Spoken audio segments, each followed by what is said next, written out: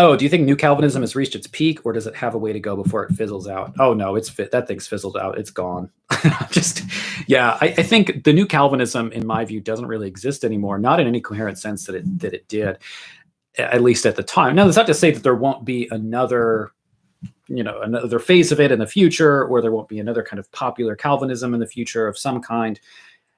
I just think the New Calvinism in the 2005 to 2012 maybe was like the height of it. Time when I was in college and just after, I feel like was basically that was the kind of height of the New Calvinism. And I think a lot of cultural things just happened at the same time that allowed for that.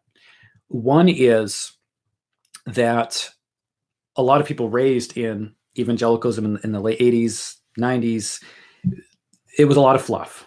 And we were not raised with enough kind of theological understanding in our churches. It was very kind of self-help driven. You had the Robert Schulers and guys like that.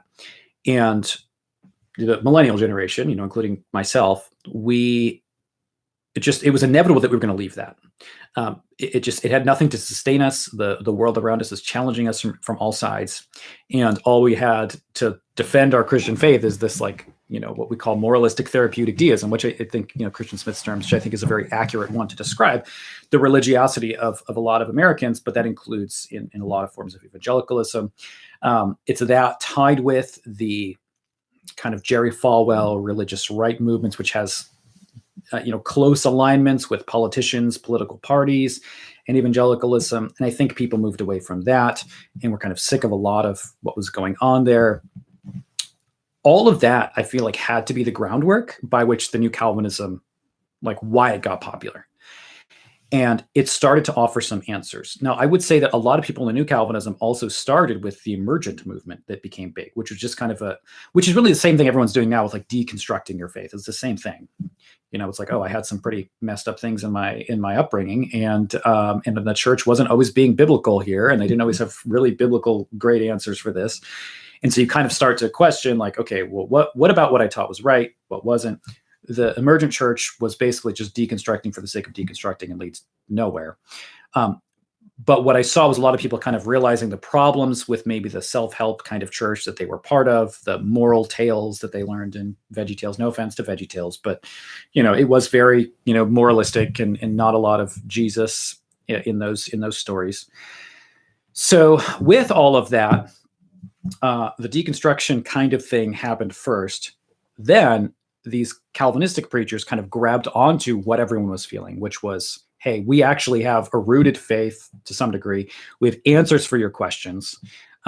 We actually will equip you to deal with things. We're not doing things in a terrible, corny way, especially when, the rappers during the New Calvinism was like, oh, we can actually make music that's good and Christian, not corny. And it's theologically rich, but musically it's actually good, which was very different from what, no offense to Toby Mac, but I don't think that he's a great musician in a lot of ways. But Jerry's nice and helped plenty of people, but not my cup of tea personally. So I think that was part of it too.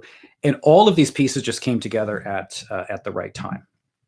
So without all of those things coming together, or without that same historical circumstance, what I don't see is the same pieces there anymore. So what you have now is such a politically divided and heated culture that the New Calvinism is just gone.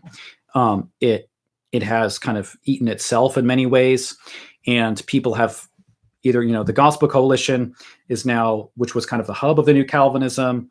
Now they're very much opposed to other groups who are people who are part of the New Calvinism because they think the Gospel Coalition is too woke or whatever. I don't know. So there are political debates about Trump and everything else that I feel like have divided all of these individuals from one another. So there's no cohesive movement anymore.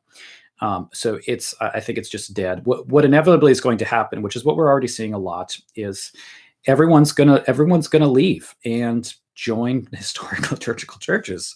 I think that's just inevitable. That's what's going to happen. The more our culture just loses its complete rootedness in anything at all, like truth, goodness, beauty, which is what I'm writing a book on, by the way. But writing a book on the, and I'm more than halfway done with it. It's been yeah, I'm excited about this one, but it's kind of tracing the fall of truth, goodness, and beauty in the Western world, and really the separation of those three things from one another, and the idea that once you separate them from one another, really rooted in God, of course, but once you separate them from one another, it's inevitably going to collapse. So what we've done is divorced, with the Enlightenment especially, we divorce truth from goodness and beauty. They're subjective, but truth is objective. Hey, that doesn't work.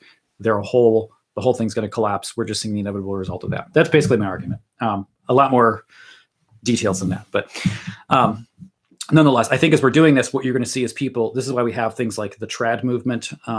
This, which I don't have much positive to say about it, but because it's just, I think it's just this weird, like, kind of idealizing of the past in a very weird way that's actually not accurate to the past.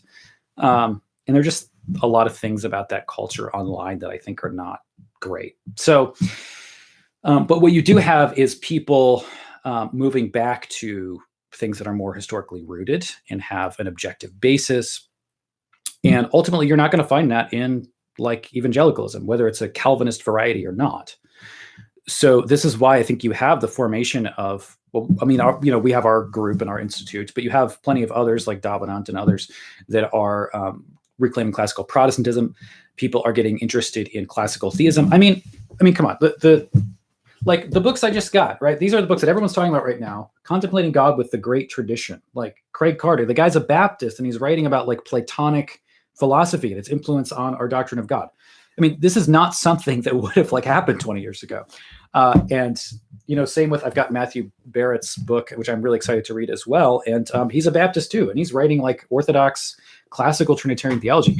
It's so interesting. And I think, I think this is going to end up actually being much better than what the new Calvinism was, which was so rooted in the 5 points of Calvinism. People are now going back to be like, hey, what's actual just historic orthodoxy? So what I see is people moving toward more classical traditions, whether that's kind of recaptured more classical Reformed thought if they're staying there, or the Lutheran tradition, which is what I would love everyone to come to, or Anglicanism, or going to Rome, or going to the East. I think that is just where everything is going to end up. So I see that shift, and I think we're in process of that.